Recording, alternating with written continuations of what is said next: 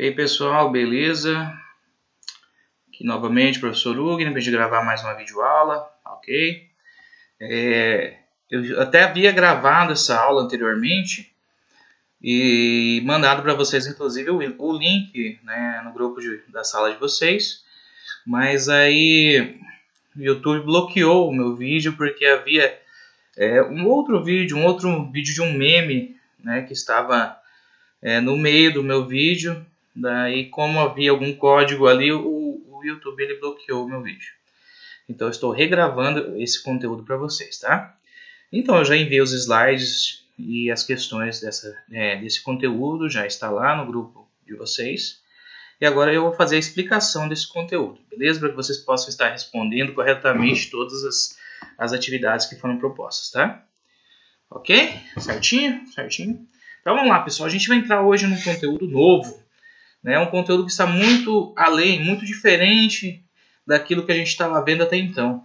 Até agora a gente recapitulou um pouquinho da análise gramatical, sujeito, predicado, verbo, complemento, tudo aquilo que a gente estava vendo em sala. E viu um pouquinho já também nessas aulas online. E agora a gente vai entrar numa questão que é um pouquinho mais ligada à interpretação. Não é interpretar exatamente texto, embora toda a frase seja, de certa forma, um texto, desde que ela tenha um sentido completo, ela é um texto, mas essa questão aqui é a questão de interpretar fatores que vão além da própria frase. Então, vocês vão ter que ter uma relação bem bacana aí de interpretação para você entender as figuras de linguagem, tá? Ok? Vamos à introdução nisso, então? Então, o que é a linguagem figurada? Vamos lá. Olha aí, olha para essa imagem aí, ó. A menina olha para o rapaz e fala: "Você é meu gato." E ele fala para ela: "Você é minha flor." Pessoal, assim, pessoas quando vêm de outros países sem falar nada de português, chegam aqui e se deparam com a língua muito difícil, cheia de ambiguidades. O que é ambiguidades? Uma coisa pode significar inúmeras outras coisas, Então, se eu chegar com um cara que é recente, aprendendo os primeiros, engatinhando na língua portuguesa, aprendendo as primeiras palavras, e eu vou falar para ele: "Você é meu gato", o que vai vir na cabeça dele? Mais ou menos o que está aqui nessa imagem aqui, mano. Se ele for levar ao pé da letra o que está sendo falado ou escrito, ele vai imaginar isso aqui que está aqui, ó. Olha lá, a flechinha, acompanha a flechinha, Você é minha flor. Por quê, pessoal? Porque quando você fala algo, utiliza determinados termos fora do sentido mais original dela, fora daquele sentido real que a gente utiliza muito mais vezes. Por exemplo, a expressão gato para denominar alguém bonito é uma expressão que a gente usa muito também. Porém, a gente sabe que gato, em primeiro lugar, ele é o nome dado a um animal, correto? Então, num segundo momento, a gente usa de forma figurada a expressão gato, porque gato é um animal bonito. A gente utiliza gato para simbolizar uma pessoa bonita, assim como a gente utiliza de forma figurada a expressão flor para indicar alguém dócil, alguém frágil e ao mesmo tempo belo, algo mais ou menos desse tipo assim, tá? Ok? Então a linguagem figurada é isso, é quando eu uso termos fora do seu sentido mais real, do seu sentido que a gente vai chamar daqui a pouquinho de sentido literal, ok? E isso acontece porque existe duas classificações que a gente dá com relação à utilização de determinados termos. A primeira, pessoal, eu vou pular esse quadrinho, mas vocês, depois a gente vai voltar nele aqui, tá? A gente tem a primeira, que é a denotação, e a segunda, que é a conotação, Isso aí está ligado aos sentidos da utilização de determinados termos. Se eu utilizo termos, pessoal, de forma literal, o que seria isso de forma literal? Vocês vão escutar isso muito na vida. Literalmente falando, ou de forma literal, na verdade, literal significa o pé da letra, literalmente é o pé da letra, na verdade, E seria assim, eu utilizar as palavras sem mudar nenhum sentido delas, Se eu vou usar gato, a expressão gato aqui, eu quero usar a palavra gato de uma forma literal, eu vou falar, o meu gato está com pulgas. Por quê? Esse gato, que está na palavra gato, na verdade, o sentido original dela é um animal. Então, quando eu utilizo essa palavra para indicar o animal gato, eu estou usando ela no sentido denotativo, ou seja, no sentido literal, no sentido mais comum da palavra. Se eu falo assim, ó, eu estou com dor de cabeça, né? A cabeça que eu estou me referindo aqui é essa parte do corpo, né? A parte do meu corpo, cabeça. Então eu não mudei o sentido dessa palavra. Eu estou usando cabeça para simbolizar uma parte do corpo que realmente se chama cabeça. Se eu falo, bom, tem alguns exemplos aqui, tá? E a conotação é o contrário. Ocorre conotação, né, quando eu utilizo expressões de forma figurada, igual ali, né, eu dizer que você é meu gato, você é minha gata, você é minha flor, você é meu anjo, né, você é meu sol, você, nossa, todas aquelas cantadas, né, de boteco, né? Então tudo isso a gente usa muito no sentido figurado. É uma forma de abrilhantar, né? Abrilhantar ainda mais uma informação, um elogio, um pedido, né? Enfim, isso começa muito lá quando as pessoas começam a criar obras literárias, né? Tem muitas frases aí que a gente fala, às vezes, para nossos namorados, esposas, filhos, pais, que foram expressões criadas em obras literárias lá no passado, ok? E a gente fala assim, a gente acha que nós estamos criando alguma coisa, mas é que a gente escutou em algum lugar, porque essas frases que a gente chama de bordões, né, eles vão sendo levados de geração em geração, né, e as pessoas vão falando, que nem eu, por exemplo, vocês devem conhecer os ditados populares, né, casa de ferreiro, espeto de pau, né, quem nunca pecou que atira a primeira pedra, água mole, pedra dura, tanto bate até que fura, né? Isso são ditados que são, né, milenares, talvez, né, que as pessoas utilizam há muito tempo, mas as pessoas vão passando de geração em geração, né?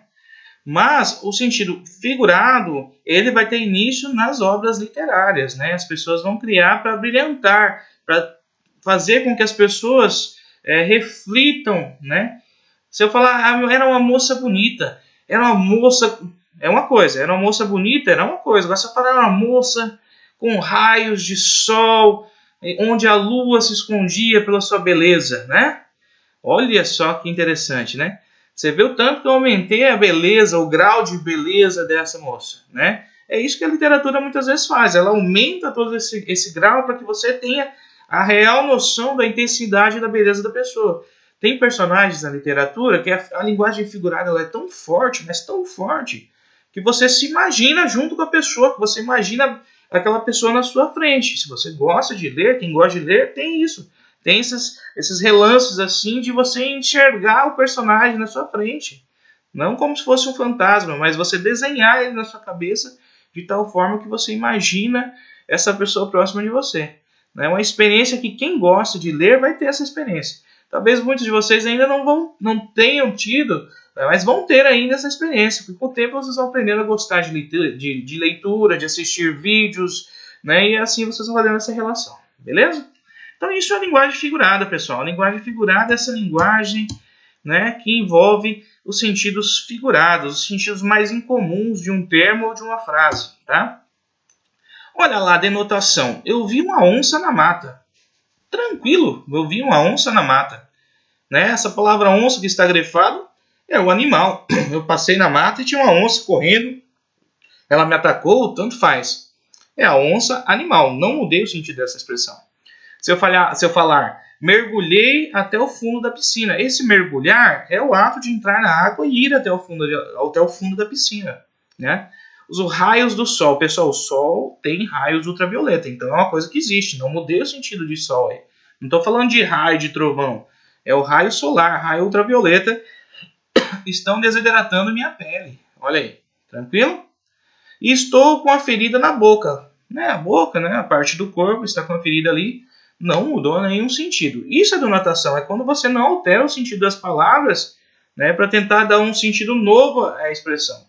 Aí elas estão no seu sentido literal. Isso que é sentido literal, né? Ao pé da letra, ok?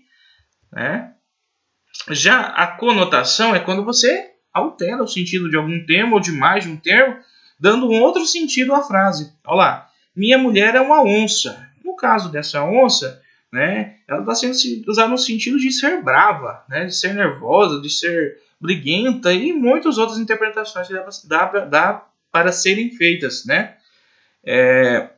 Isso é a conotação. Denotação não muda, a conotação muda. Mergulhe no mundo da leitura. Esse mergulhar aqui não é um sentido de você pular como você mergulha dentro da água, em uma piscina, num rio, no mar, etc. Né? É você passar a ler com frequência, com gosto, com vontade. Esse é o sentido desse mergulhar que está aí. Na expressão, você é o sol que ilumina a minha vida. Né? O sol é tido na nossa vida como uma coisa essencial. Né? As plantas, a gente, né, tem a vitamina D que tem do sol, a gente sobrevive. Se a gente ficar um pouco no sol, não vai faltar essa vitamina para o nosso corpo e vamos adoecer. Então o sol é essencial na nossa vida. Agora, quando eu olho para a pessoa e falo, você é o sol que ilumina minha vida, eu estou falando que ela é essencial para a minha vida, que eu preciso dela junto de mim. Então isso é uma linguagem figurada, você é o sol que ilumina a minha vida. As bocas do fogão estão entupidas. Né? Por mais que a gente ache que afirmou-se que o nome daquelas peças são bocas, né? Até nos catálogos de lojas, de sites de venda, chamam de fogão de 5 bocas, 6 bocas. Contudo, a palavra boca, aí ela tomou um outro sentido. Ela tomou o sentido de uma peça. Né? De uma peça de um objeto. Mas, na verdade, a palavra boca, na sua essência, significa parte do nosso corpo. Né? Boca porque é uma abertura, talvez, que lá tem. Né? É uma abertura. Então, né, alguns falam da boca do furacão, outro do olho do furacão, e existe todos esses nomes que a gente coloca a palavra boca no meio. Mas aí, a partir do momento que você saiu da função dela, que é parte do corpo, você está começando a ter um sentido literal, ok? Aliás, perdão, um sentido figurado, não literal, ok? E agora a gente vai entrar, pessoal, na questão das classificações das figuras de linguagem. As figuras de linguagem estão dentro da conotação. Então, você fazer conotação, você mudar o sentido de uma palavra, tem inúmeras funções, inúmeras formas. Dezenas de formas, tá? A gente vai começar vendo 9 classificações hoje, mas existem muito mais. E como eu disse para vocês, existem dezenas de classificações das figuras de linguagem. A gente vai estar fazendo aqui uma introdução. E com o tempo, ao longo desse ano, a gente vai ver todas praticamente, tá? Se as aulas voltarem, realmente veremos todas. Ok? Se elas não voltarem após esse período de recesso aqui, a gente vai tentando ver o máximo que der aqui por aulas online. Vamos lá. Então, figuras de linguagem, pessoal, são estratégias literárias que um escritor pode aplicar em determinado texto com o objetivo de fazer um efeito determinado na interpretação do leitor, provocar a interpretação, o raciocínio e até mesmo a curiosidade. Pessoal, quando a gente fala assim, estratégia de um escritor, na verdade todos nós somos escritores. A gente pode escrever mentalmente e planejar um texto que a gente vai dizer em algum lugar. E se eu uso um sentido figurado na expressão, eu estou criando figuras de linguagem na minha fala. Então, quando a gente fala assim, né, um escritor de determinado texto, esse texto ele pode ser verbal, não é só um texto escrito, tá? Então, nós somos diariamente escritores. Nós planejamos aquilo que nós vamos falar. Né? A gente não fala muitas coisas a gente fala da boca para fora, mas quando é uma coisa mais necessária, a gente se planeja. Né? A gente vai planejar aquele discurso que a gente vai fazer. E de vez em quando a gente quer colocar um sentido figurado ali para abrilhantar aquela informação. Ok? Isso é comum. A linguagem figurada faz parte do português brasileiro. Tá? Se eu falo, e aí, cabeção, beleza? Pô, acabei de usar um sentido figurado. Né? Qual que é o sentido da expressão cabeção aqui na nossa região? A cabeção é um cara, ou um manezão, ou até a palavra mané, né? Ou ele é um...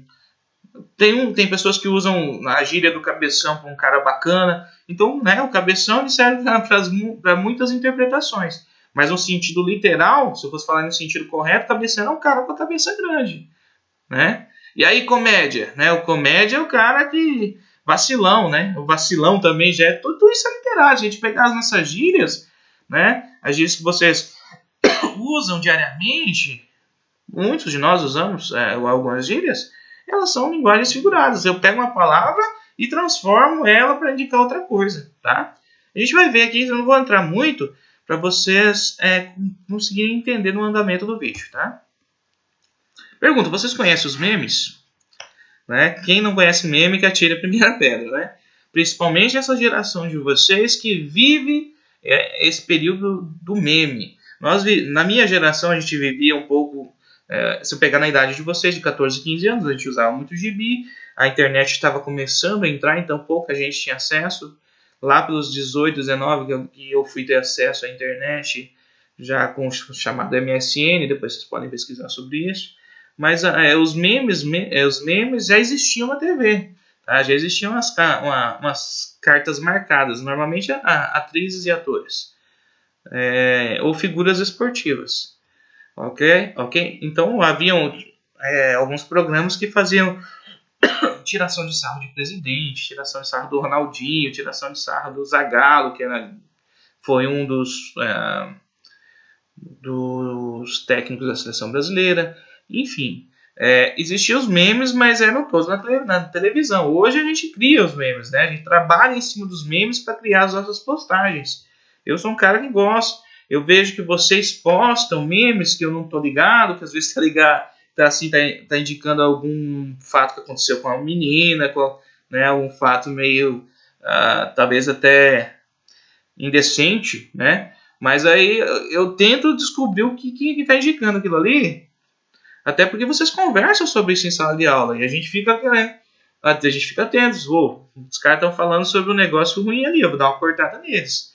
Então, nós professores, nós também estamos atentos a essas postagens, tá? Às vezes até para dar risada, em alguns casos, outros casos para cobrar vocês, e vai existir isso sempre, tá? Então, pessoal, os memes nada mais são que algumas imagens ou alguns textos que provocam várias interpretações e eles vão sendo passados de pessoa para pessoa, certo? E com o passar do tempo, esses memes eles simbolizam muitas coisas que estão além daquela imagem ou daquele pequeno texto. Por exemplo, pessoal, olha assim. Eu não sou ciumenta, é verdade este bilhete. Se não houvesse um meme por trás dessa... Isso aqui foi uma moça que postou no Facebook dela. Contudo, após ter surgido um outro bilhete de verdade com quase a mesma descrição. Que é esse bilhete aqui, ó. Um garotinho, né, tentando não ir na escola no dia seguinte, ele colocou assim, senhores pais, amanhã não vai ter aula porque pode ser feriado. Assinado tia Paulinha. É verdade esse bilhete. Ele não queria ir para a escola e ele criou, né? De forma genial, ele criou o seu próprio bilhete. Bilhete, não bilhete, tá? E isso aqui teve milhões e milhões de compartilhamento, né? E criados inúmeros memes em cima deste bilhete, né? Ou deste bilhete, ok? Porém, pessoal, os outros que foram criados em cima dele, eu só vou entender, por exemplo, se eu não tivesse aqui agora e eu não tivesse nunca visto aquele outro bilhete lá, isso aqui não ia ter graça nenhuma, né? Talvez nem tendo aquele outro bilhete vai ter graça para vocês. Mas em um momento da história aí dos memes, eu acredito uns 2 anos atrás que surgiu isso aí, o pessoal achou muito engraçado. Que para uma criança fazer tentar enganar os próprios pais foi muito engraçado. Então, esse que está na tela agora só tem sentido e só vai trazer algum sentido se a pessoa conhecer isso aqui. Senão, não tem sentido algum. Ok? Assim são as figuras de linguagem. Eu posso fazer uma linguagem figurada aqui e você nem vai perceber porque você não tem noção do que aquilo significa fora daquilo que eu estou dizendo. Não vai resolver nada. Não vai ter sucesso. Né? Ok? A mesma coisa aqui, ó. Sabiam que o William Bonner e a Fátima Bernardes vão se separar? Pessoal, o William Bonner é o apresentador do Jornal Nacional e a Fátima Bernardes lá de manhã lá na Rede Globo. Eles eram casados e se separaram 3 a 4 anos atrás. O meme aqui não está nessa escrita, o meme está aqui no personagem Rubinho Barrichello, que é um ex-corredor de Fórmula 1, né, que tinha a fama de sempre chegar em segundo, sempre chegar atrasado. E algumas vezes a Ferrari pedia para ele segurar e deixar outro passar na frente. E aí criou-se um meme, isso aí há 10, 15 anos atrás, já criou-se um meme do Rubinho Barrichello, que ele sempre chega atrasado. Então sempre cria isso aí, Feliz Páscoa, já está lá no Natal. Aí os caras colocam lá um meme Feliz Páscoa e a foto do Rubinho, mas posta no Natal, para sacanear o Rubinho. Né? Feliz Dia das Mães, lá no Dia dos Pais. Então são memes que se eu não conhecesse, ou se eu não conhecer a história do Rubinho Barrichello, aquele meme não vai ter sentido algum. Ali existe uma linguagem figurada por trás daquela mensagem. Mas eu não vou saber porque eu não conheço a trajetória do Rubinho Barrichello. Então não é assim também, eu vou ler um texto e vou identificar de cara a linguagem figurada. Às vezes não. Às vezes eu preciso entender um pouquinho do contexto também. Tá? Aqui, cale a sua boca, né? Isso aqui tem sido usado em muitas postagens, né? Só que se eu não entender quem é esse cara e não conhecer o que aconteceu nessa cena, por exemplo, quem já assistiu sabe que o Jacão foi do Masterchef, ele é do Masterchef, ele foi fazer uma apresentação, uma parte do programa dele em que ele acompanha e tenta melhorar um restaurante, né? Tenta acompanhar o dono de um restaurante, descobre lá que tem carne podre e bate boca e manda o dono do restaurante calar a boca. E aí o pessoal usa isso toda vez que precisa usar a palavra cala a boca, eles usam esse meme, que virou GIF, né? Ou virou outros postagens de memes, aquelas as figurinhas que a gente usa no WhatsApp agora, né? Eu não sei o nome, se existe um nome específico para aquilo, tá? Então, a gente precisa. Isso aqui, pessoal, isso aqui jurou no penúltimo pronunciamento do presidente, há cerca de 2 semanas ou 3 semanas atrás, onde ele fala do coronavírus, que ele, conforme o histórico de atleta dele, né, se ele pegasse, ele não passaria nem de uma gripezinha ou de um resfriadinho, porque ele tinha um histórico de atleta. Aí o pessoal já foi lá e fez um videozinho. Isso aqui é um trecho de um videozinho onde um fisiculturista coloca a cara do Bolsonaro, porque ele fala do histórico de atleta dele. Quer dizer, se eu ver essa imagem aqui e não ter assistido, não saber das postagens ou das falas do Bolsonaro, isso aqui não vai fazer sentido nenhum para a pessoa. Existe um sentido figurado aqui por trás dessa imagem, mas eu só vou saber se eu tive contato com o pronunciamento do presidente, ok? É mais ou menos por aí que a gente fala também, através dessa imagem a gente consegue ter o sentido figurado. Esse aqui, pessoal, faz o culto, beleza, né? Eu vou entender esse meme aqui se eu conhecer esse rapazinho aqui. Para quem já assistiu, né, eu não sei qual dos episódios do Shrek lá, o Shrek, né, se assim pronuncia também, onde ele chega e desafia o Shrek, achando que ele está fantasiado, alguma coisa, e fala, faz o urro. Daí o Shrek fala, não, eu sou um monstro, não sei o que, eu sou um ogro. Então ele fala, faz o urro. Da forma que ele fala, faz o urro, foi muito engraçada que logo que saiu isso aí no cinema, os caras já bateram a foto e já criaram um meme. Quer dizer, se eu ver essa imagem aqui e nunca assisti esse cara, e nunca vi esse negócio do faz o urro, esse meme também não vai ter sentido algum. Existe um sentido figurado aqui por trás. Então os memes têm isso de linguagem figurada, é o que mais tem hoje em dia. Se eu não conhecer o contexto da postagem, não vai me fazer diferença nenhuma. Tá? Ok? Agora a gente vai falar da linguagem figurada dentro das frases, dentro do texto. Tá? Então a gente tem aqui 9 classificações, a gente vai trabalhar separadamente cada uma. Tá? A primeira é a comparação, pessoal. Olha lá, vamos ler a tirinha ali, ó. Acorda, Armando, você não sabe que o amor é como uma flor? Se não for regada e bem cuidada, ela murcha e morre? Não deu muita moral, né? Agora ele fala, o amor é como o motor do carro Armando. Se não trocar o óleo e não cuidar da mecânica, o óleo ele não funciona mais. Entendi. Ele quer dizer que o homem entende mais de carro do que de flor. As expressões que a gente vai analisar aqui, ó, amor é como a flor e amor é como o motor do carro. Né? A comparação, que a gente chama de símile também, ela é uma figura de linguagem que consiste em comparar 2 ou mais coisas. Comparar aquilo que a gente faz normalmente no dia a dia. A gente nem chega a mudar o sentido das palavras, a gente só compara uma coisa a outra.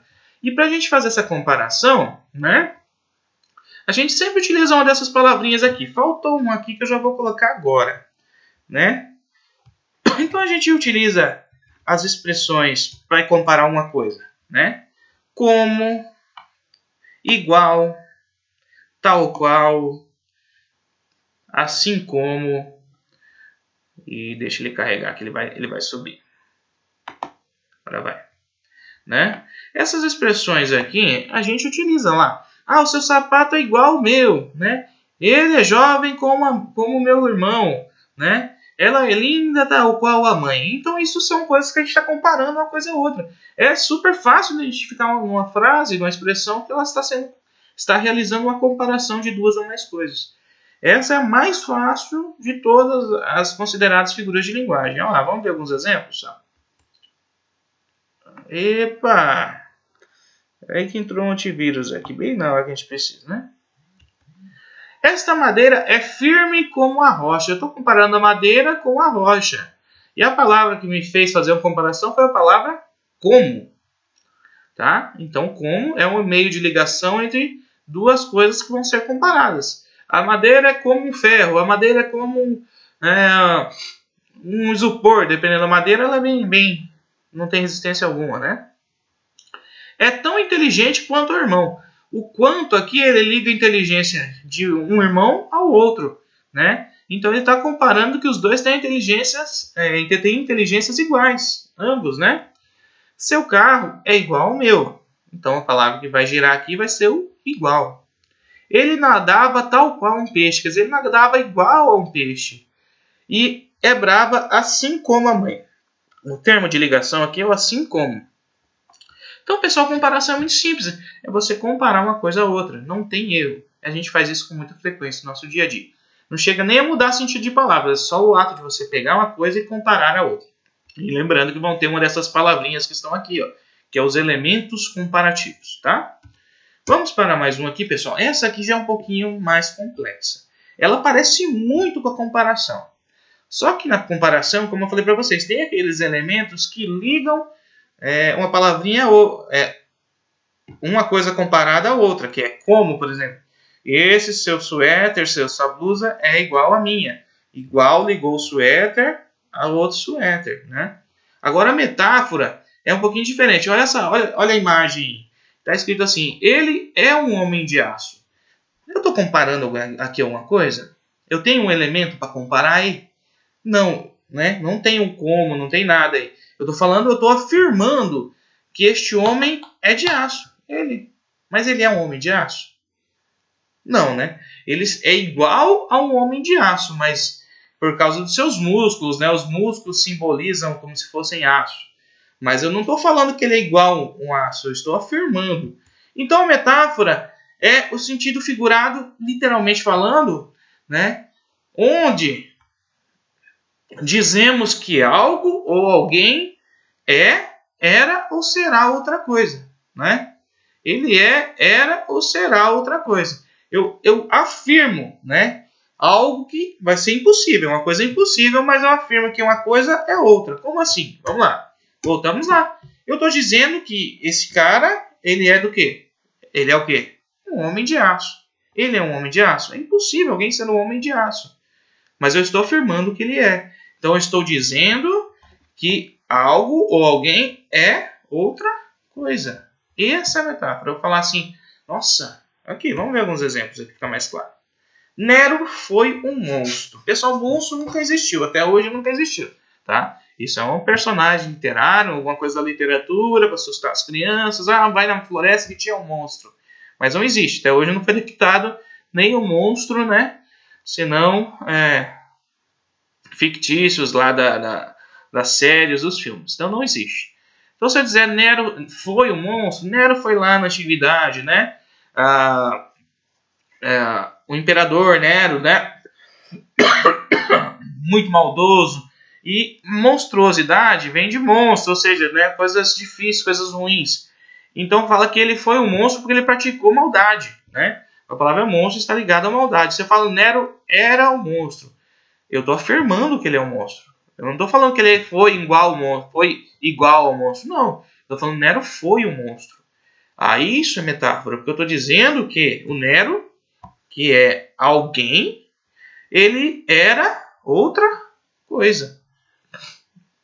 Essa é a ideia de metáfora. Você dizer que uma coisa é outra. Dizer que alguém foi, é ou será outra coisa. Isso é impossível. Né? O estudo é uma porta para o futuro. De fato, o estudo faz o seu futuro melhor. É isso que essa frase quer dizer. Que estudando, o seu futuro será melhor. Será um futuro muito melhor. Né? É isso que essa frase quer dizer. Mas quando eu falo que o estudo é uma porta, tem como? Vocês já viram um estudo, né, combatente? Aí não tem, né? Não tem um estudo por onde você vai entrar dentro. Não existe um portal do estudo, nem lá nos filmes de magia, né? Não tem um portal, não. Então, se eu disser que o estudo é uma porta, eu estou afirmando que o estudo, que é uma coisa, ele é outra coisa. Na verdade, ele é uma porta. E isso não existe, né? Isso é uma coisa impossível. Mas é que nem eu falei aqui, vamos voltar sempre, né? Eu estou dizendo que algo ou alguém era ou será outra coisa. Que não é possível de acontecer, mas eu faço essa relação porque, de fato, o estudo pode abrir portas, abrir caminhos. É isso que isso quer dizer. Por isso que é uma metáfora, o sentido metafórico.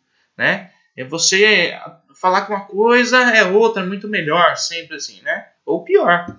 Por exemplo, a política é o câncer da sociedade, né? A gente sabe que câncer é uma doença, né? Uma doença que mata, que causa muito mal à vida do ser humano. E a política, no cenário atual principalmente, já até há muito tempo, na vida inteira a política sempre foi ligada a coisas ruins, a roubo, a propina, certas coisas malandragens, enfim, nunca esteve ligado a coisas 100% boas, né? Sempre tem um desvio de verbas, incapacidade, sempre um político vai estar ligado, infelizmente, a isso, né? Infelizmente, são poucos os políticos que não são considerados um câncer para a sociedade. Então, quando eu falo que a política é um câncer da sociedade, o que eu quero dizer com isso? Eu quero dizer que ela é um grande problema da sociedade. Tal qual, igual, né, se você vai comparar, igual a uma doença. Mas, na verdade, eu estou afirmando que a política é um câncer. É o câncer. A política é uma doença que vai fazer quimioterapia? Não, né? A gente não faz quimioterapia para acabar com a política, né? Infelizmente, não se faz. Então, não tem como a política ser o câncer. Né? Ela pode ser igual a um câncer, que é uma doença, mas aqui não existe a palavra igual para comparar. Eu estou afirmando que a política é um câncer. Eu estou dizendo que ela é. A política é um câncer. Então, eu estou dizendo que ela é outra coisa. A política, que é algo, é outra coisa. Que não é o que ela realmente é. Isso também é impossível. Então, a política é um câncer. Eu tenho uma metáfora por causa disso. Lula foi um leão em seu mandato. A palavra leão tem inúmeros sentidos, né? E quando se fala de Lula, vai ter várias interpretações também. Né? Pode ser o leão de ter sido um bom presidente, um presidente forte, um presidente que sabia mandar, que o leão é o mestre, né? O rei da selva. Como pode ser um leão no sentido de traiçoeiro, de maldoso, né? Então são muitas interpretações. O Lula ali que a gente está citando não é a Lula lá do mar, é o Lula presidente, tá? Então, se eu falo Lula foi um leão em seu mandato, se eu falasse isso para um estrangeiro, ele vai imaginar o Lula vestido de leão, ou se transformando num leão, com aquela faixa presidencial, seria mais ou menos isso aqui, no pé da letra, se a gente fosse ler. Mas eu estou falando que ele foi um leão. Né? Eu estou dizendo que o Lula foi outra coisa, ele foi um leão no mandato, ele não foi o Lula, ele foi um leão. É isso que eu estou falando ali. Então isso é uma metáfora, porque eu estou dizendo que alguém era outra coisa, que não aquilo que realmente era. Tá certo? Isso é a nossa querida metáfora. Esta empresa será o cartão turístico de nossa cidade. Será o cartão turístico. Eu estou dizendo que ela será um cartão. Um cartão turístico é um cartão que quando você vai, hoje você abre na internet um site de um lugar tipo Porto de Galinhas, uma praia de algum lugar, né? E vai ter lá vários cartões postais, assim, com as melhores vistas da cidade. Antigamente, como não tinha internet, as pessoas traziam os cartões para casa, né? Entregava como lembrança do lugar onde tinha ido. Hoje você acha na internet. Mas tem como a empresa ser um cartão? Uma empresa ser um cartão? Não tem, né? A empresa é estrutura física, né? Às vezes um prédio, uma casa, alguma coisa, né? Então eu estou dizendo que a empresa é outra coisa, que ela é um cartão. Eu estou de forma de metafórica, com uma metáfora, dizendo que a empresa é um cartão, que ela não pode ser. A mesma coisa que eu chego lá na sala de vocês, que de fato, né, no calor é muito quente, e falo, nossa, a sala é um forno. Né? A gente sabe que o forno é o lugar para assar bolo, é um lugar quente. Então o que eu quis dizer é que essa sala é um lugar quente. Porém, eu usei a expressão é um forno. Eu afirmo que ela é um forno. Eu estou dizendo que ela é outra coisa. Então, eu estou criando uma metáfora para dizer que ela é muito quente. Isso de dizer que algo é outra coisa é a nossa metáfora. Ok? Qualquer coisa vai voltando no vídeo e vai assistindo de novo a nossa fala aqui. Pessoal, antítese. Vocês perceberam que a comparação é muito parecida com a metáfora, tá? Então, a antítese vai ser muito parecida com a próxima, chamada paradoxo. Tá? As duas trabalham com o conceito de usar na mesma frase ideias opostas. O que são ideias opostas? Vocês estudaram desde o quinto aninho, quarto aninho, os chamados antônimos. Quem são os antônimos? Antônimos são aquelas expressões de sentidos opostos, tipo gordo, magro, alto, baixo, bonito, feio, dor, sem dor. Isso são opostos, né? Feio, bonito, magro, gordo, baixo, alto, dentro, fora. Tudo isso são expressões que são antônimos, são expressões opostas, né? E quando eu utilizo essas duas expressões opostas numa mesma frase, sem mudar o sentido dela, sem mudar o sentido de qualquer palavra, aí eu estou tendo a antítese. Como assim? Ó?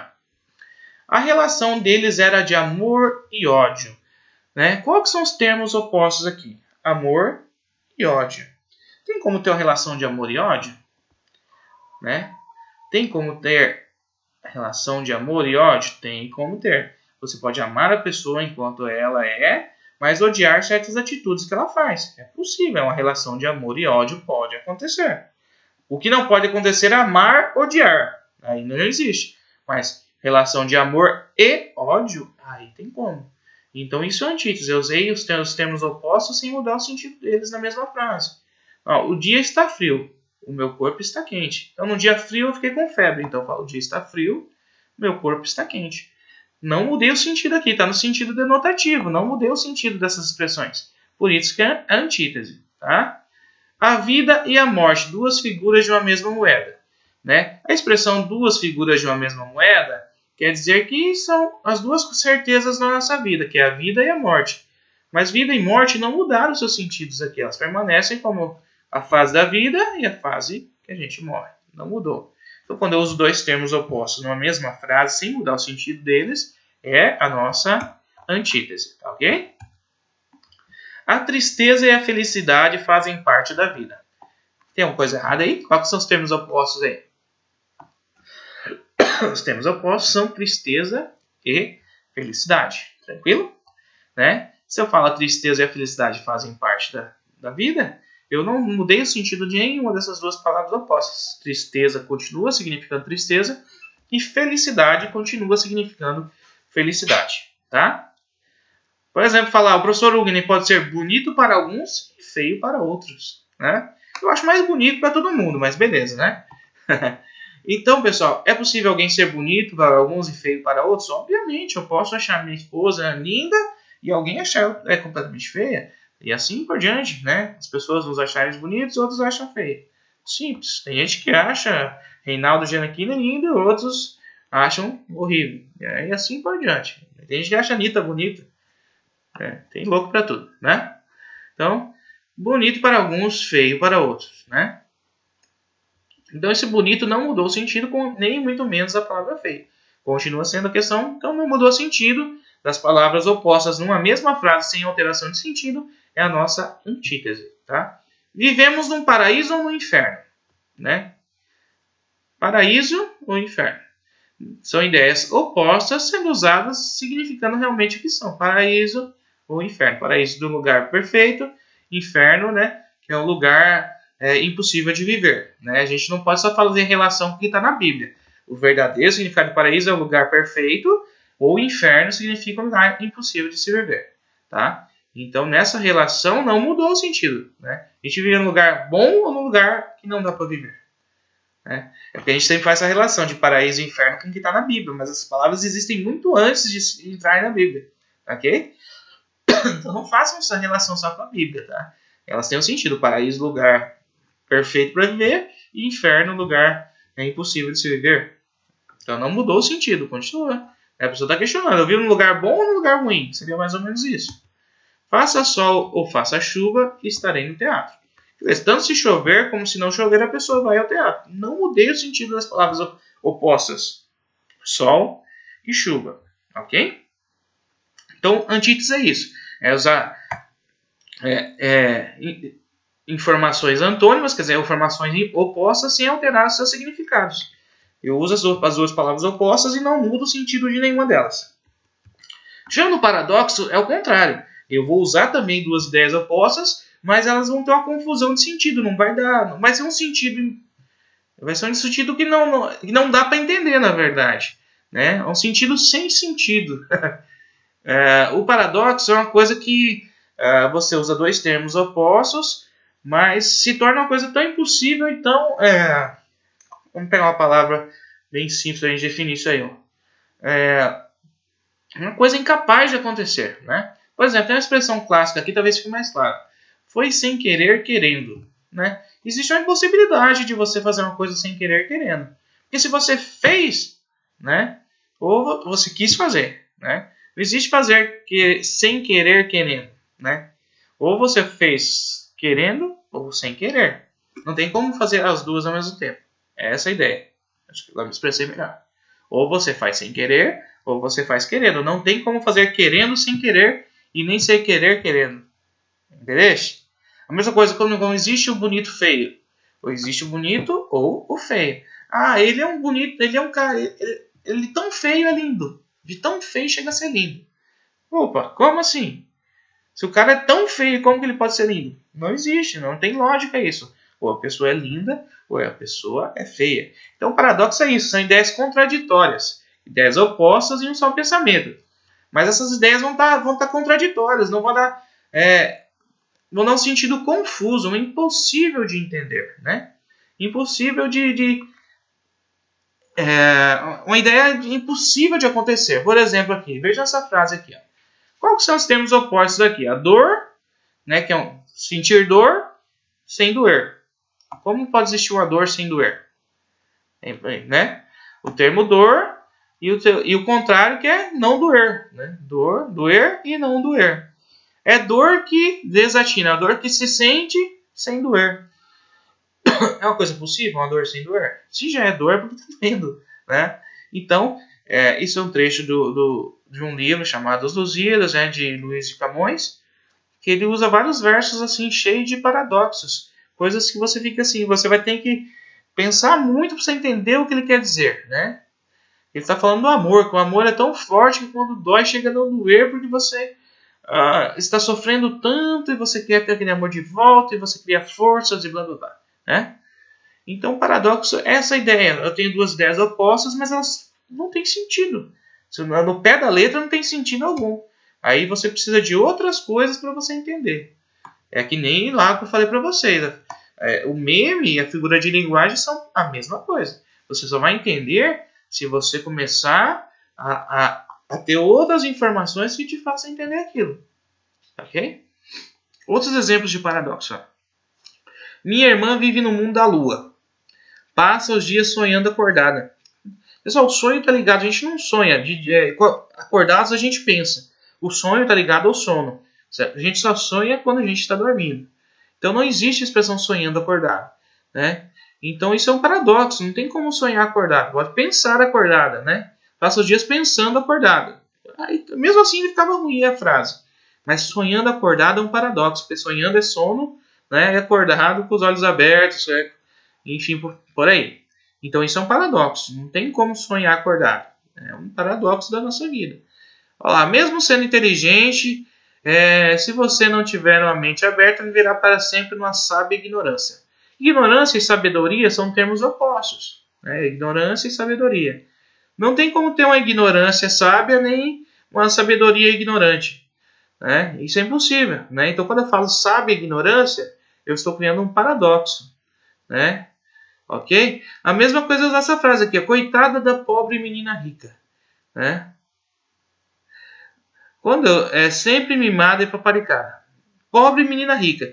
Esse pobre entrou aí para transformar essa expressão num paradoxo. Né? Eu poderia dizer simplesmente, coitado da menina rica, sempre mimada e paparicada. Mas a partir do momento que eu coloquei o pobre, eu quis abrilhantar essa mensagem, que seria uma parte de um livro. Esse pobre menina rica, ele se tornou um paradoxo. Ou a menina é pobre, ou ela é rica. Não tem como essas duas coisas ao mesmo tempo, tá? Então isso é um paradoxo. Olha lá, continuando lá o Luiz de Camões lá. Ó. É ferida que dói e não se sente. Como uma ferida pode doer e a gente não sentir? Isso é um paradoxo. Doer e não sentir são opostos. Mas de uma forma confusa aí. Tá doendo ou não tá? Aí que é a questão. Ela é pobre ou ela é rica? É ignorante ou é sabido? Ela sonhou ou estava acordada? É essa a ideia de paradoxo, ok? Outra expressão aqui da canção de Vinícius de Moraes, ali, ó, sendo a sua liberdade, era a sua escravidão. Liberdade e escravidão são termos opostos, certo? Como que alguém pode ter na liberdade a escravidão? Né? Lógico que existe várias interpretações. Se pegar uma frase dessa, a gente imagina a pessoa que, né, tem toda a liberdade do mundo, mas vive escravo do trabalho, vive escravo das aparências. É mais ou menos, a gente começar a criar muitas interpretações. E essa é a função da figura de linguagem, fazer você criar interpretações. Né? A nossa vida não pode ser regida por uma única interpretação. A gente tem que criar inúmeras interpretações. Isso é a grande função da literatura, da música, é a gente pensar, a gente refletir, a gente imaginar mundos diferentes ou situações diferentes daquilo que as pessoas querem passar. Tá? Então, sendo a sua liberdade, era a sua escravidão. Isso é um paradoxo, ou era liberdade ou era escravidão. Mas aí é colocar a gente a pensar. Assim como Carlos Drummond, né, Carlos Drummond de Andrade, em os seus versos disse, estou cego e vejo. Paradoxo. Né? Ideias opostas, cegueira e visão. Né? Como alguém pode estar cego e ver alguma coisa? Isso é um paradoxo. Né? Ideias opostas, mas de forma confusa que não dá para você entender. Né? Não no primeiro momento, você vai ter que interpretar mais ela para você entender. Diferente da antítese, que você não precisa interpretar nada, basta você ler. Né? O dia está frio, o corpo está quente. Eu não precisa interpretar nada aqui. Né? O corpo quente e tal. Perdão. Ou a tristeza e a felicidade fazem parte da vida. Eu não preciso interpretar nada aqui. A frase já me deu as informações suficientes para entender essa frase. Agora, essas aqui, que são paradoxos, eu preciso fazer uma ligação com outras coisas que acontecem na vida para eu compreender o que está acontecendo aqui. Ok? Essa é a função do paradoxo. Ideias opostas de forma confusa. Pessoal, a catacrese. Catacrese, ela consiste em a gente dar nome de algumas coisas a outras, por essa outra não ter um nome específico, ou por o nome dela ser tão difícil às vezes de falar, maior, grande, que com o tempo as pessoas foram nomeando essas coisas com outros nomes. Por exemplo, né, isso aqui que está na tela, aqui, a gente tem uma cabeça de alho, né, já, ó, cabeça de alho, na verdade já é uma catacrese. Como é que eu poderia dizer? Uma peça de alho, talvez? Uma peça também seria catacrese. Temos aqui um alho inteiro, né? E isso aqui seriam grãos do alho, podemos dizer assim, né? Ou sementes do alho, talvez, né? Então nós temos um alho inteiro com suas sementes. Isso seria o nome correto de a gente usar isso aí, né? Mas o que a gente foi lá, colocou cabeça de alho e dente de alho, né? A essa aqui a gente deu o nome de dente e a esse conjunto todo o nome de cabeça. Porém, cabeça e dente são nomes dados às partes do corpo dos seres vivos. Né? Então, eu usei o nome de uma coisa e dei a outra coisa. Por não ter um nome específico, não existe um nome específico para esse alho completo aqui. Né, gente? Existe cabeça, poderia ser um alho inteiro. Né? Mas ainda não, a gente usa o termo cabeça de alho porque lembra que uma cabeça redonda, talvez seja isso. Né? Então, a catacrese ela surgiu com o passar do tempo, ela vai surgindo com o passar do tempo. É uma coisa que a gente vai criando e as coisas vão ficando. Quando vê, a gente está falando mais o termo figurado do que o termo correto. Né? Por exemplo aqui, pessoal, vamos lá. Para a gente entender melhor a catacrese. Vamos aqui. Alho não tem, nunca teve dente. A criação é metafórica para suprir a falta de um termo para especificar a palavra. Não tem um termo específico. A gente talvez chame aquilo ali de uma semente de alho, né? Mas assim, o termo dente, porque lembra uma arcada dentária, né? Pelo modelinho dos dentes. Talvez seja isso. Ok? A mesma coisa, pessoal, se vocês olharem aí em volta de vocês, né, vai ter uma cadeira. E a parte que suporta a cadeira no chão, né, as 4 partes, a gente dá o nome de pé ou perna da cadeira. Né? Mas ela é uma haste, o nome correto dela seria uma haste ou uma peça de ferro ou de madeira usada para apoiar o tampo da cadeira e fixá-la no chão. É o nome daquela peça lá. Né? Mas como ela lembra muito as pernas humanas, os marceneiros, enfim, as pessoas que criaram as cadeiras foram dando o nome de perna, né? Isso foi ficando, né, milhares de anos aí, aquilo se chama pernas das cadeiras, né? Pernas da cadeira ou das cadeiras, né? A mesma coisa, pessoal, a gente tem uma partezinha no nosso corpo ali que se chama panturrilha, né? Mas a gente quase nem usa esse termo, a gente usa o termo batata da perna, né? Batata, porque ela lembra muito. Quando você endurece a perna assim, você ergue a ponta do pé assim, ela cria uma parte mais arredondada que lembra muito a batata doce. Talvez seja isso. Aí foi ficando os termos. A gente usa muito esse termo batata da perna, né? Cabeça do alfinete. O alfinete nunca teve cabeça, mas tem uma partezinha maior em cima da parte mais fina. Né? Isso é a cabeça do alfinete. O braço do sofá, o braço do violão. O violão nunca tem braço nem o sofá. Só que eu usei o nome de outra coisa e dei aquela peça, aquelas coisas, porque não tinha um nome específico ou porque o nome era muito grande. Tá ok? Vou dar um exemplo para vocês, né? Aquela parte, né, que a gente usa da camisa, que vem até aqui, ó, ou essa partezinha da minha camiseta aqui mesmo, ó, que não é regata, né? A gente chama isso aqui de como? Manga da camisa, né? A gente pegar, existem algumas lendas que o nome disso, porque antigamente não se usava camiseta, usava só camisas, né? E que os jovens, as pessoas chupavam manga, né? E pintavam ali naquela parte que era para cobrir o braço, né? E ali ficava todo manchado de manga, né? Aí quando iam lavar, tava aquelas manchas enormes de manga, e as pessoas chamavam a manga da camisa, a manga da camisa, foi ficando. Existe essa lenda, a questão da história da manga da camisa, né? A gente não sabe realmente, eu não tenho certeza que foi daí que surgiu esse nome. Mas aí ficou, por causa disso, a gente chama aquela parte, ou essa parte aqui, né? Aqui, aqui, ó. Né? Essa parte aqui, de manga da camisa.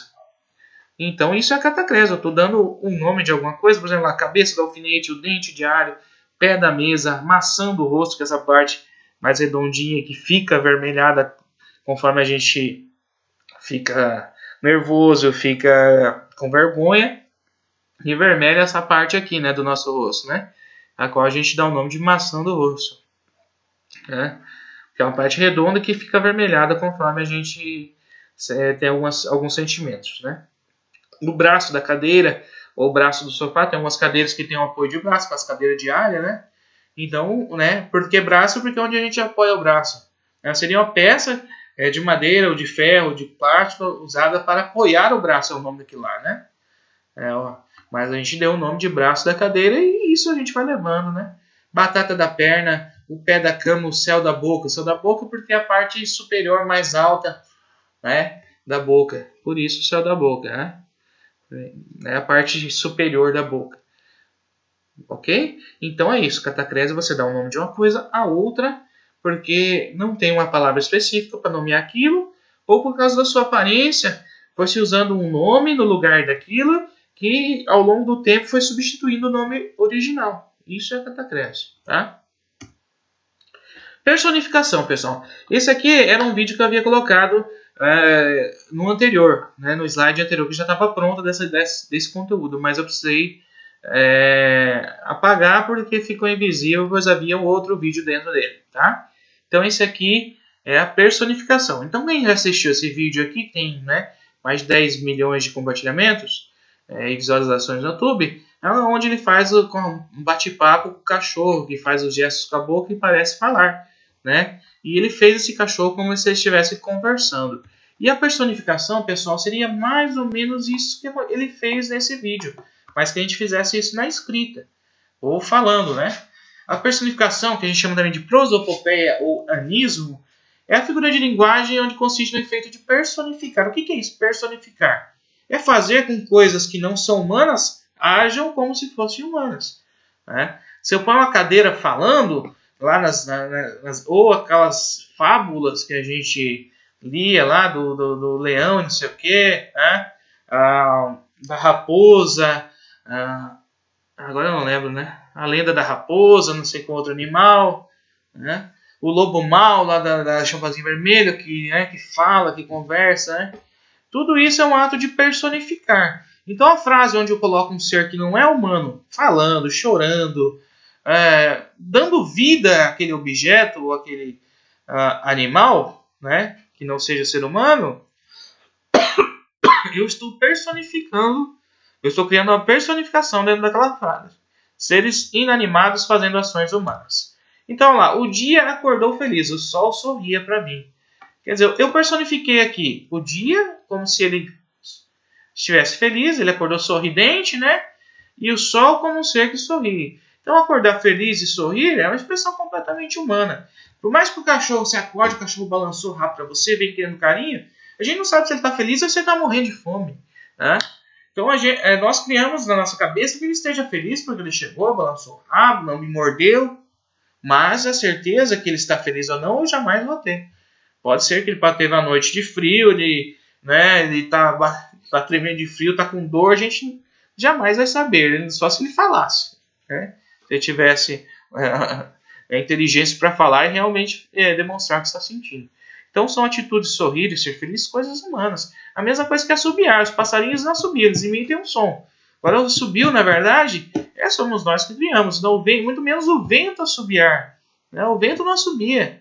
Né? Assobia somos nós seres humanos, muito menos o céu chorar. Então eu coloquei vento e céu como seres fazendo atitudes humanas. Isso é personificação, também chamado de... Vamos voltar lá? Oh, meu Deus.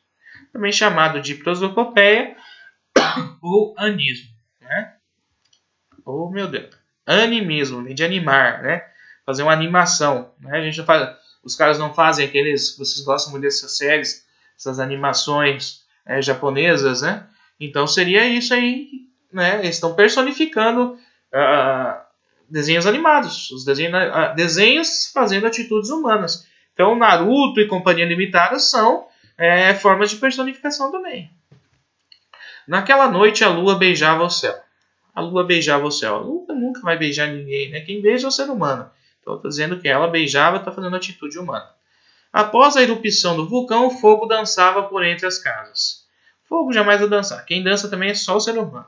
Os animais, outros animais não dançam. Eles fazem alguma coisa que realmente não é uma dança. Né? São gestos de acasalamento ou outras coisas. Pessoal, estamos acabando. Penúltimo, tá? Eufemismo. Eufemismo é quando eu suavizo a expressão. Né? Se eu falo ele é pouco sábio, para não chamar do quê? Para não chamar de... O que é isso aqui? Para não chamar a pessoa de burra. Fala, não, ele é bem pouco sábio, né? Ele tem bem pouca sabedoria. Olha que bonito, né? Você chamar uma pessoa de burra. Assim, você é um cara que carece de inteligência. O cara vai achar que ele é o cara, que ele é o fodão da coisa, né? E na verdade você está dando aquele tapa de luva. O que é o tapa de luva? Você dá uma bronca, falar mal da pessoa na frente dela e ela achar que você está sendo tão elegante que você está sendo tão elegante com as suas palavras que a pessoa nem percebe a ofensa. Isso é o tapa de luva. E o eufemismo é o que mais a gente usa para isso. É uma figura de linguagem, tá? Vamos lá, vamos pegar aqui. É o meio pelo qual se evita uma palavra ou uma informação triste, ruim ou de ofensa, sendo substituída por um pouco mais amena. Que amena? Menos forte, né? Menos desagradável. É amenizar uma informação. Eu falo assim, ó, o cara lá mentiu para mim. Eu falo, nossa, a mãe vem e conversa comigo, né? O aluno mentiu para mim e fala, ó, mãe, então, ele faltou com a verdade, né? Por mais que ela entenda que ele mentiu, essa expressão amenizou o termo mentir, né? Ele faltou com a verdade, né? Parece que nem é a mesma coisa, mas eu estou chamando o cara de mentiroso da mesma forma. Mas eu amenizei essa informação. Isso é o trabalho do eufemismo, é quando eu amenizo uma informação mais forte ou triste, né? Outros exemplos aqui, pessoal. Eu gosto muito do eufemismo. O eufemismo eu uso com frequência, porque para usar o eufemismo você tem que ter uma noção maior de língua portuguesa, ter um vocabulário um pouco melhor, né? Um pouco melhor, né? Então você vai ter que ter palavras que substituam outras, correto? Então o eufemismo, se você trabalha o português de uma forma mais culta, de alguma forma, né? De alguma forma você trabalha ela mais culta, a língua portuguesa de uma forma mais culta, porque você tem que escolher palavras onde a pessoa não sinta o efeito pesado da mensagem, que seria mais ou menos isso, tá? Então, após tanto sofrimento, finalmente entregou a alma a Deus. Olha que bonito, em vez de falar que ela morreu, entregar a alma a Deus, né? Deus, a simbologia de Deus como ser, né, poderoso, onde a gente vai lá para o paraíso depois da morte. Isso dá uma suavizada. Se vocês pegarem, né, sempre que uma pessoa morre, as pessoas que são cristãs, né, que são religiosas, falam que Deus abençoe, que ela esteja num bom lugar. Olha isso, né? Então você tenta amenizar aquele momento através de algumas expressões. Isso é o nosso eufemismo, tá? Não que essa expressão de meus sentimentos seja um eufemismo, mas o fato de você falar que ela entregou a alma a Deus, né, acaba trazendo essa pureza do ter sido salvo, né, da salvação de Deus, entendeu? Então ameniza muito a dor, né? Ela foi morar com Deus, né? Está com os anjos agora, e assim por diante, né? O governo procederá ao reajuste das taxas. Pessoal, se o cara falar assim, ó, o governo vai aumentar o preço da gasolina, rapaz, o brasileiro fica choco, né? Fica choco. Agora com esse tempo até vai ter o mesmo sentido, mas até alguns anos atrás se falava assim que o governo ia reajustar os preços dos combustíveis, né? O termo reajustar para muitos era um termo desconhecido, né? Como se reajuste fosse uma coisa boa, né? Não fosse uma coisa que ia lascar como trabalhador. Entrava como se fosse uma coisa maravilhosa, às vezes, para alguns. Porque a pessoa não tinha esse conhecimento do vocabulário de reajuste, né? Não soava com uma coisa tão ruim. Hoje, se falar de reajuste ou de aumento da gasolina, né? Vai todo mundo para a rua bater panela. Então é nessa lógica aí. Olha lá, meu professor de geografia é de cor, como se fosse um lápis de cor. Mas não, que ele é negro, né? Existe essa expressão, né? Ele é de cor, né? É um rapaz de cor, em vez de falar um rapaz negro, né? Mas eu acho que fica pior ainda. Se eu falar de cor, fica pior que negro. Mas antigamente utilizava essa expressão para amenizar. Hoje eu acho pior ainda, mas num determinado momento, falar de cor amenizava. Hoje é muito difícil chamar a pessoa de negra, né? A pessoa tem que ter orgulho de ser negra, ok? Mas por algum tempo isso é tratado como eufemismo, como se cor chamasse a pessoa de negro fosse fosse uma coisa ruim, né? Foi até nesse sentido que eu coloquei essa parte aqui para vocês verem que o eufemismo também ele vai mudando com o passar do tempo, né? Hoje, se eu usar a expressão de cor, já é mais ofensivo que eu chamar a pessoa de negra. Olha que interessante. Foi até por isso que eu coloquei essa expressão aqui, para vocês verem que até as figuras de linguagem, elas não ficam paradas no tempo, elas vão mudando. Hoje a expressão de cor é mais ofensiva do que chamar a pessoa de negra. Tá? Tranquilo? Aquela família está carenciada. Em vez de falar que ela é uma família pobre, ela é uma família carente. Em vez de falar que é uma família pobre. O termo pobre é bem mais forte que o termo carente. O termo carência, quando a gente fala de carência na nossa vida, a gente fala que é um momento de uma necessidade, de atenção, de carinho. Nem tanto, às vezes, só de comida, né? Mas quando se chama de pobre, parece que é aquela pessoa que não tem nada para comer e nada para vestir. O termo se torna um pouquinho mais forte do que você fala de família carente. A carência te dá desenvolve no ser humano talvez um sentimento mais de paternal, assim, de querer cuidar, e você falar que a pessoa é pobre, né? A pessoa pobre tem um termo muito mais forte do que a palavra carente. Existe isso é um eufemismo. Minha família está muito cheinha, minha irmã está cheinha. Eu também estou cheinho faz muito tempo, né? Em vez de falar que eu estou gordo, eu falo que eu estou cheinho.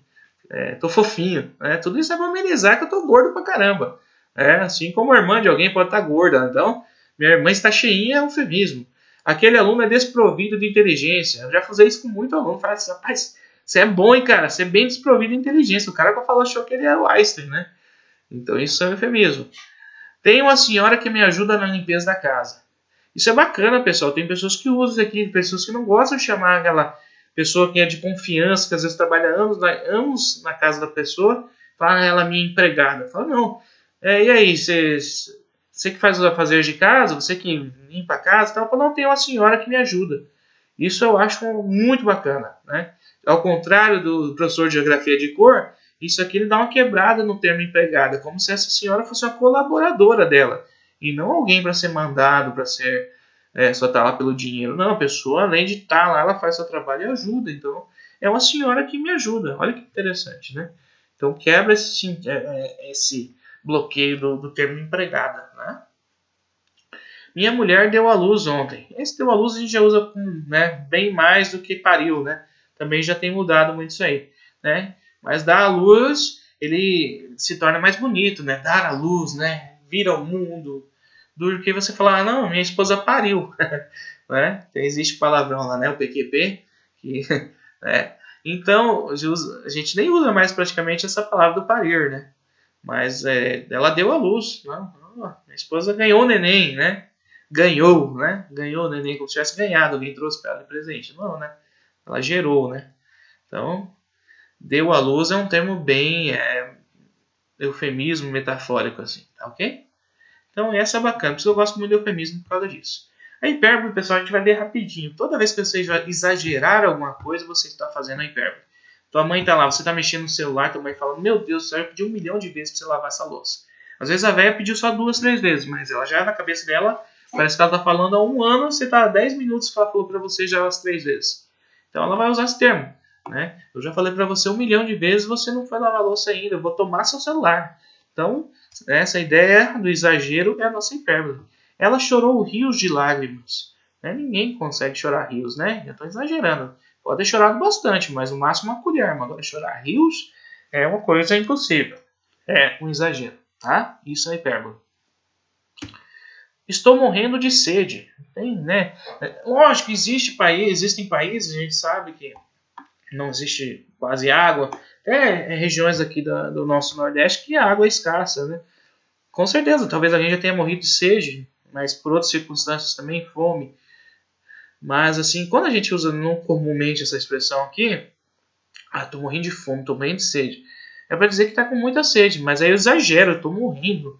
Ai, tô morrendo de dor de cabeça. Não, tá com dorzinha de cabeça que incomoda, o cara não tá morrendo de dor de cabeça realmente. Então isso é um exagero, quando você usa nesse sentido de querer mostrar para a pessoa que o negócio é maior do que realmente é, para isso usando a palavra morrendo, isso é uma hipérbole. Já falei do chorou rios de lágrimas, já lhe disse 1 milhão de vezes, é o que as nossas mães fazem, então não, isso são exageros, né? Estava com tanta fome que comia um cavalo, comeria um cavalo. Existe essa expressão, né? Até um ditado, estou com tanta fome que eu comeria um cavalo. Lógico que ninguém comeria um cavalo. Vocês estão imaginando bobeira, essas bestas, eu estou sabendo. Na cabecinha de vocês está sendo desenhada uma bobeira nesse momento, mas eu não vou dar atenção para isso. Mas nesse sentido aqui, estou com fome que comeria um cavalo, seria de um fato de comer demais, comer um boi. Ninguém conseguiria comer um boi sozinho. Ok? Então esse exagero é a nossa hipérbole. E vamos para o último também, onde havia um vídeo que eu também vou postar o link dos 2 vídeos aí na descrição do vídeo para vocês poderem estar assistindo depois, para vocês contextualizarem a personificação, o pleonasmo e outras figuras de linguagem. O pleonasmo que a gente vai entrar agora, tá? Eu vou pôr esses links, muito legal, pessoal. São de humor, são episódios bacanas. Só um que é mais demorado, que é o do pleonasmo, que envolve outras figuras de linguagem. Mas ele é muito engraçado, ele é muito bacana. Vocês vão gostar, então assistam lá, tá? Vou pôr o link na descrição. Então o pleonasmo, que é a nossa última figura de linguagem aqui, tá? Ela está subindo para cima. Pessoal, tem como subir para baixo? Tem como subir para o lado? Não, se a gente sobe, tá? Com certeza é para cima. Não existe subir para outro lado que não para cima. Não tem como descer para outro lado que não para baixo. E não tem como virar senão para o lado. não tem como virar para cima. Para cima a gente sobe, para baixo a gente desce, para o lado a gente vira, tá? Então subir sempre será para cima. O pleonasmo é isso. É essa relação de redundante. O que é redundante? Quando eu uso duas expressões com o mesmo sentido na mesma frase. Foi o que vi com meus próprios olhos. Tem como alguém ver se não com os próprios olhos? Tem como alguém ver com os olhos de outra pessoa? O que vocês acham? Deixa eu só arrumar isso aqui. Depois eu esqueço. O que vocês acham? Tem como alguém ver com os olhos de outra pessoa? Não, né, pessoal? Se você vai ver, é com os próprios olhos. Não existe como ver com os olhos de outra pessoa. Logo, isso é um pleonasmo. Assim, tanto igual subir para cima, descer para baixo, entrar para dentro, sair para fora. Tudo aquilo que a gente usa com tanta frequência que a gente nem percebe que está falando duas coisas ao mesmo tempo. Né? Uma hemorragia. Eu tive uma hemorragia de sangue. Tem como ter uma hemorragia de cerveja? Né? Tem coisas que basta dizer uma vez só. Só podia dizer eu tive uma hemorragia. Pronto. Todo mundo vai saber que é de sangue. Né?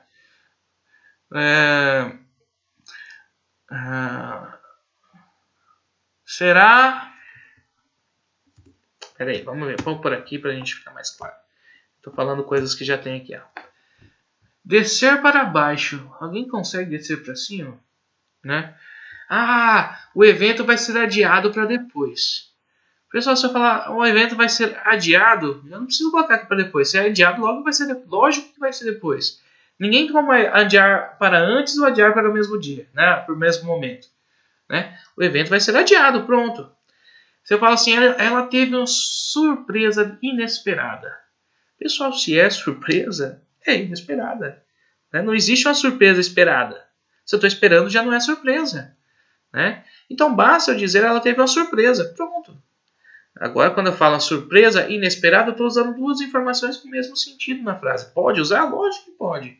Né? Mas quando eu faço isso, eu estou criando uma figura de linguagem chamada pleonasmo. Tá bom? Ela teve outra alternativa. Pessoal, se é alternativa, é outra. Né? Se não, não é alternativa. Sempre. Então, eu preciso dizer ela teve outra alternativa. Ela teve uma alternativa. Não outra alternativa. Se eu digo outra alternativa, com certeza eu estou fazendo um pleonasmo. Se ela teve uma alternativa, ela teve uma segunda alternativa, ela teve uma terceira alternativa. Agora, outra alternativa, essa expressão é um pleonasmo.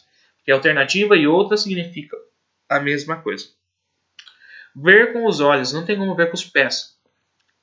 Eu ouvi com meus próprios ouvidos. Lógico, você não vai ouvir com os ouvidos de outro. Então, eu ouvi, estava suficiente. Aí eu coloco meus próprios ouvidos para ficar mais exagerado.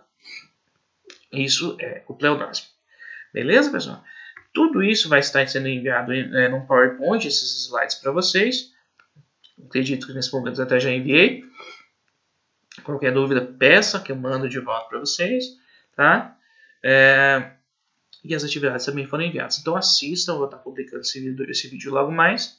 Tá ok? Vocês assistam e podem tirar as dúvidas ali comigo, ok, pessoal?